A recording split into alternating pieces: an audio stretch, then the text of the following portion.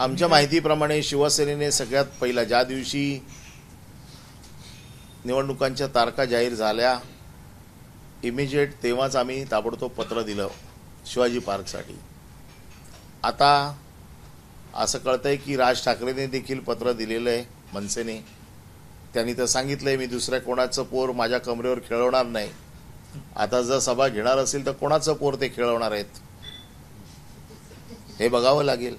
त्यांच्या पक्षाचा तर एकही उमेदवार नाही आहे, मग कोणाच्या पोरासाठी कोणाच्या लग्नाच्या वरातीत ते नाचणार आहेत या सगळ्या गोष्टी आता बघाव्या लागतील आणि त्याच्यासाठी ते आटापिटा करणार आहेत का?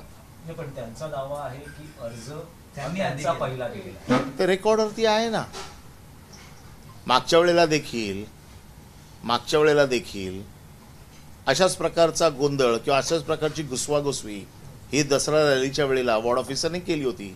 मी जेव्हा वॉर्ड ऑफिसमध्ये जाऊन ती पकडली, सगळ्या एंट्रीज बघून घेतल्या इनवर्ड आउटवर्डच्या आणि त्याच्यात ज्या काही गोष्टी लक्षात आल्या त्यावेळेला महानगरपालिका कमिशनरच्या लक्षात आलं की जर परवानगी दिली नाही तर काय होऊ शकतं ते आता आम्ही तपासलेलं आहे। आमचा अर्ज कधी आहे?